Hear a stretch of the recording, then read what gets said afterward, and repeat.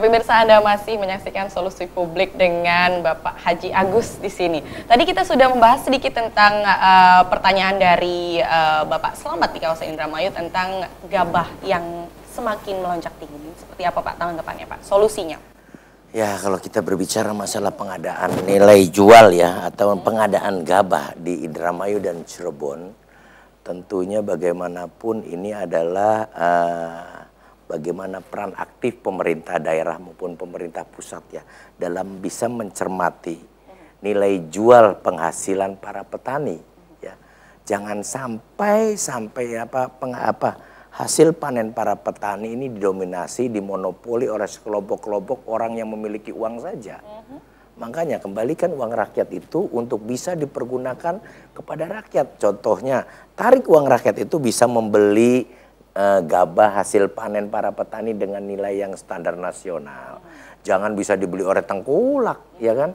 Karena ini kan kemana uang rakyat yang selama ini distorkan? Tolong dong belanjakan uang rakyat itu kepada hasil rakyat kembali, ya enggak? Jadi nilai panen itu bisa stabil, Mbak. Ya, jadi tidak dimonopoli oleh kelompok-kelompok orang yang punya uang. Begitupun pengadaan pupuknya. Jangan pada saat pertama pupuk baru timbul ya katakan pupuk A ya, saya tidak bisa menyebutkan jenis pupuknya ya. Pada saat pupuk baru pernah diterbitkan ya enggak, baru dikeluarkan, baru dipasarkan kepada masyarakat petani, itu bagus Mbak. Yang terjadi investigasi saya di Indramayu dan Cirebon itu, pertama pupuk diberikan itu dipasarkan bagus mutunya dan harganya murah Mbak. Setelah mereka para petani ini tahu kualitas pupuk itu baik dan harganya murah, mulailah diambil oleh sekelompok para cukong-cukong pupuk, dimonopoli lah, direbutlah semua hasil pupuk itu dibelinya, sehingga ditampung dan dicampur dengan obat-obat pupuk lain sehingga mutu pupuk itu rendah, jadi menjadi banyak kapasitasnya Mbak. Namun nilai jual mahal, nilai jual pupuk mahal, mutu pupuk rendah, yang sehingga pada saat petani ingin menggunakan pupuk, ya hasilnya tidak maksimal, gitu loh. Karena perlakuan para cukong-cukong itu, Mbak, yang memanfaatkan kesempatan dalam kesempitan. Makanya di sini saya tarik uang rakyat kembalikan pada rakyat, nanti akan didirikan kalau perlu pemerintah ada pengontrolan. Jadi masyarakat mudah mendapatkan pupuk. Jadi tidak bisa dibeli oleh perorangan. Secara garis besar global besar ya tidak akan bisa itu. Saya kontrolnya seperti itu. Jadi pemerintah daerah atas peran serta pemerintah pusat untuk bisa mengalokasikan dananya untuk pengadaan masyarakat yang bertani. Baik itu daya jual hasil pertanian maupun pengadaan pupuk dan bibitnya. Agar harga itu bisa stabil dan terjangkau bagi masyarakat pertanian. Itu saja Mbak. Mungkin dengan jawaban-jawaban yang tadi diberikan oleh Bapak Agus, saya yakin Bapak akan berjuang sangat keras untuk rakyat di Dapil 8 Pak ya. Pastinya dong Bapak. Oh, iya. Oke, kita akan terima penelpon lagi. Baik. Halo, baik. selamat malam. Selamat malam. Selamat malam, dengan Bapak siapa di mana? Dengan Bapak Firhan di Lestari, tempatnya Tawang hari ini. Oke, ini Selamat Bapak malam, yang Pak tadi Burhan. apa bukan? Iya, ya. Masih Bapak dari Burhan. Losari, Bapak Firman? Firhan. Oh, Bapak Burhan? Firhan. Firhan? Ya. Oke, Bapak Firhan. Bagaimana Pak, ada yang mau disampaikan lagi kepada Pak Agus? Iya, ini kan masih menyangkut masalah TKI ini, Mbak. Saya kan udah bilang, dulu pun saya kan pernah di sana kan. Lama saya juga di sana. Saya bilang kamu hubungi saja Union, itu kan asuransi juga itu. MAPA, itu MAPA kan mak dan papa, jadi saya bilang jangan takut, kamu ada mak dan bapak. Dia bilang saya di pedalaman, nggak bisa. Sedangkan saya hubungi sendiri pihak MAPA itu, katanya sulit. Alamatnya itu misalnya permit dibikin di Cirebon, dikerjakan di Banten misalnya gitu, di pedalaman, jadi kan susah di lapak itu. Jadi gimana lagi kalau nggak minta bantuan sama pemerintah itu Pak. Jadi permintaan saya cuma hanya minta dipulangkan lagi aja gitu Pak. Oke. Iya. Halo, Bapak Firhan? Iya. Bapak Firhan seperti itu katanya Pak. Jadi mungkin untuk kepulangan dari Palet TK itu mungkin agak sulit Pak ya. Seperti apa itu Pak? Terima kasih Pak Firhan yang ada di Losari ya. Ini benar-benar cerita yang sangat menyedihkan, di antaranya sebenarnya masih banyak-banyak lagi cerita yang menyedihkan ya. Yang memang menyangkut fasilitas dan apa yang didapat bagi tenaga kerja di luar negeri. Makanya saya cukup prihatin ya dengan pengadaan proses pertanggungjawaban negara, pemerintah dalam hal ini. Sejauh mana sih pertanggungjawaban pemerintah dalam mengalokasikan tenaga kerja itu?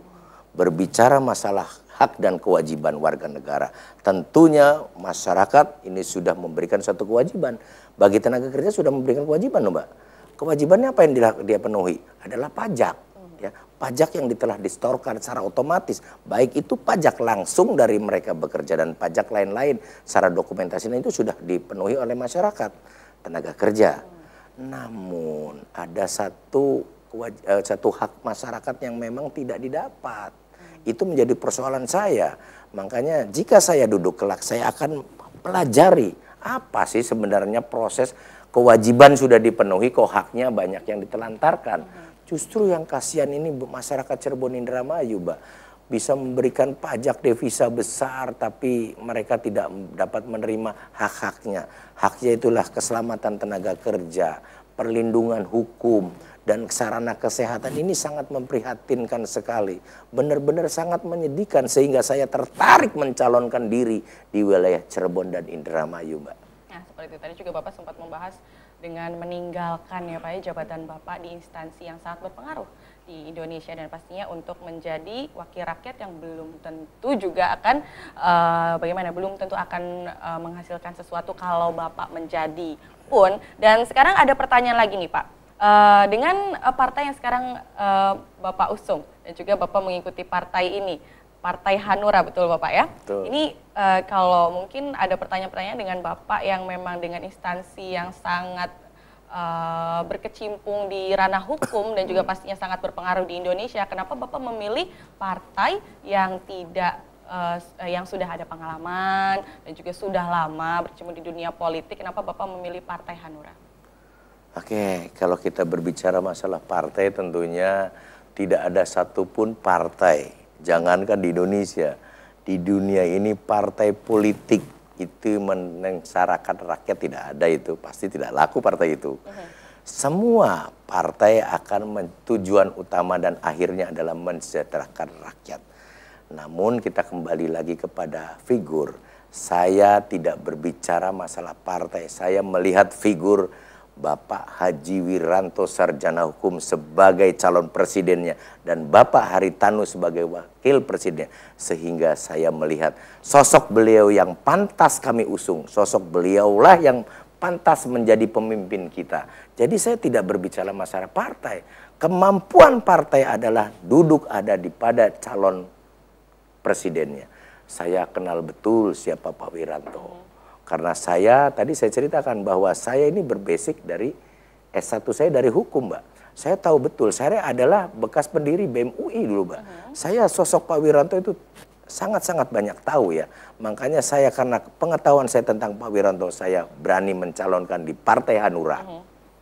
Nah, ini juga sama pertanyaan untuk Pak Joko nih. Pak Joko juga pernah menjadi salah satu tim sukses ya Pak ya. Dan ini kenapa Bapak beralih ke Partai Hanura juga dan juga untuk mendukung Pak Agus? Kenapa nih Pak? Ada apa dengan Partai Hanura?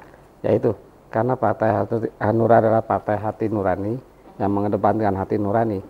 Nah, disitulah karena saya tertarik dengan partai tersebut. Seperti itu ya Pak ya, mempunyai hati nurani. Ya.